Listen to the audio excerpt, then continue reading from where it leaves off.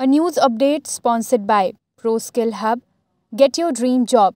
Address: Ground floor, John Tower, College चौराहा, रीवा। नमस्कार, Vindhya times में आपका स्वागत है। आज अनूपपुर से 40 यात्रियों को लेकर यूपी के प्रयागराज जा रही बस रीवा जिले के गढ़ थाना क्षेत्र के नेशनल हाईवे में ट्रक से टकरा गई। इस दुर्घटना में 2 लोगों की मौके पर मौत हो गई, वहीं 30 यात्री इसमें घायल हुए हैं। आपको बताएं कि इलाज के लिए उन्हें अस्पताल में भर्ती कराया गया है। गंभीर घायलों को रीवा मेडिकल कॉलेज रेफर किया गया है। बता दें कि यह दुर्घटना सुबह 3:30 बजे की बताई जा रही है। सूचना के बाद मौके पर रीवा कलेक्टर मनोज पुष्प, एसपी नवनीत भसीन मौके पर पहुंचे हैं। जानकारी के मुताबिक बस अनूपपुर से चलकर रीवा के रास्ते प्रयागराज जा रही थी। जैसे ही बस टिकुरी ओवरब्रिज के पास पहुंची, तभी खड़े ट्रक में तेज रफ्तार की बस भिड़ंत हो गई। जानकारी के मुताबिक ट्रक ओवरलोड था, गिट्टी को लेकर प्रयागराज जा रहा था और हाईवे ब्रिज के चढ़ते ही जो उसकी गति है वो धीमी हो गई। इसी बीच पीछे से तेज रफ्तार में आ रही स्लीपर कोच बस का नियंत्रण खो गया और इसी वजह से ट्रक के पीछे हिस्से में जाकर घुस गई। आपको बताएं कि बस हादसे के बाद रीवा आरटीओ भी मौके पर पहुंचे और दुर्घटनाग्रस्त हुई बस का तत्काल प्रभाव से फिटनेस को निरस्त कर दिया गया है। नेशनल हाईवे में लगातार दुर्घटनाएं हो रही हैं। आरटीओ द्वारा चेकिंग की जाती है, बाकायदा डाटा निकाला जाता है कि आज इस दिन इतनी कार्रवाई हुई, लेकिन इसके बावजूद भी ओवरलोड वाहन पर कोई कार्रवाई नहीं होती और कहीं ना कहीं आरटीओ की तमाम कार्रवाइयों के बाद भी ऐसी घटनाएं होती हैं। तो एक सवाल उठता है कि सभी चीज़ों में क्या आरटीओ की मिली भगत होती है, क्योंकि लगातार कार्रवाइयां होती हैं लेकिन ओवरलोड की समस्याएं जिले में कम होने का नाम नहीं ले रही हैं।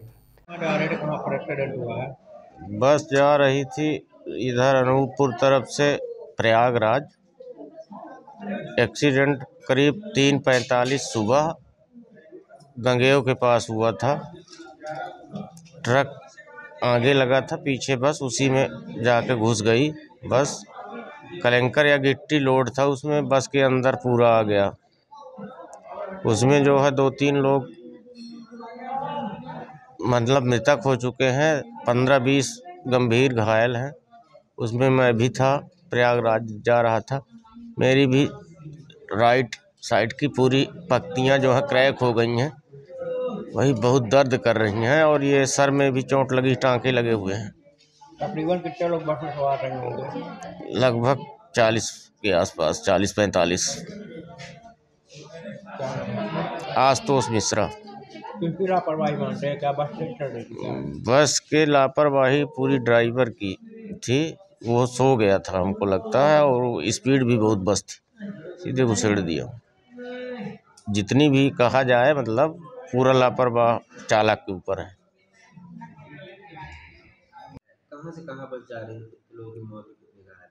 आज सुबह शहडोल से प्रयागराज की तरफ जाने वाली बस का एक्सीडेंट हुआ है। एक रेत का डंपर था आगे, उससे इस बस की टक्कर हुई है और जैसे ही सूचना मिली, निकटवर्ती सभी थाना प्रभारी, एसडीपी, एसडीएम, तहसीलदार ने पहुंचकर तत्परता से कार्रवाई की और वहाँ पे जो भी उपलब्ध डॉक्टर थे उन्हें चिकित्सकीय सहायता दिलवा के उनमें से 6 लोगों को एसजीएमएच रेफर किया गया। बाकी लोग प्राथमिक चिकित्सा के बाद अपने घर की ओर रवाना हो गए। इस दुर्घटना में 2 लोगों की मृत्यु हो गई है। अभी हमारे लोग मौके पर ही हैं और घटनास्थल का पूरा विस्तृत पर्यवेक्षण कर रहे हैं और जो भी अन्य डेवलपमेंट होंगे हम आपको आगे शेयर करेंगे। आज एनएसयूआई द्वारा टीआरएस कॉलेज के प्राचार्य को ज्ञापन सौंपा गया। एनएसयूआई ने बताया कि जिन विद्यार्थियों के 90% अंक आ रहे हैं उन विद्यार्थियों को भी फेल किया जा रहा है। एनएसयूआई का कहना है कि बीएससी ऑनर्स करने के बाद विद्यार्थियों को एमएससी में एडमिशन नहीं मिल पा रहा है। अगर विद्यार्थियों के अंक कम हो तो उन्हें 90 से 60 या 40 अंक हो सकते हैं, लेकिन विद्यार्थी फेल हो रहे हैं। इसमें से कहीं ना कहीं अनियमितता का उजागर होती है। आपको बताएं कि एनएसयूआई का सीधे तौर पर कहना है कि छात्र छात्राओं के रिजल्ट के अगर गड़बड़ी पाई जाती है और तो इसको लेकर उग्र आंदोलन भी किया जाएगा। वहीं मूल्यांकन का जो तरीका है जैसा हो कि आगे विद्यार्थियों को भी एडमिशन में कोई परेशानी का सामना न करना पड़े। आज हम शासकीय ठाकुर रणवत सिंह महाविद्यालय में ज्ञापन दिए हैं, जिसका मुख्य उद्देश्य ये है कि जैसा कि हम देख रहे हैं टीआरएस कॉलेज ठाकुर रणवत सिंह महाविद्यालय एक एक्सीलेंस कॉलेज के नाम से जाना जाता है। जहां लड़के मेधावी 70%, 90%, 80% लेके आते हैं। ऐसा फिर यहाँ क्या होता है कि वही छात्र यहाँ फेल हो रहे हैं।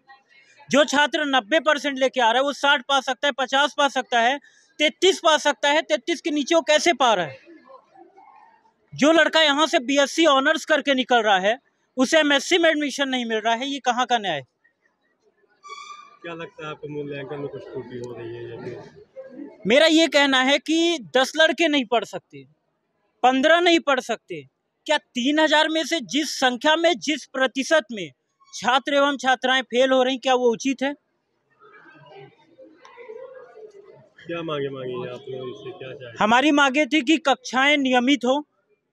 दूसरी चीज, जो नंबर का क्राइटेरिया है वो इस हिसाब से हो कि यहाँ से निकले हुए छात्र को कल के दिन कहीं भी एडमिशन लेने में दिक्कत ना हो। मूल्यांकन का जो तरीका है वो थोड़ा इस प्रकार हो कि छात्रों का भविष्य बर्बाद ना हो।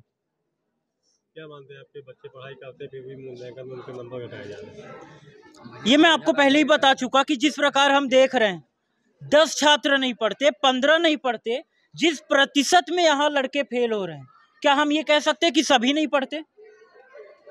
जो लड़के 1 नंबर 2 नंबर से चूक रहे हैं, क्या उनका दोबारा रीचेक हुआ, रीनंबरिंग हुई उनकी?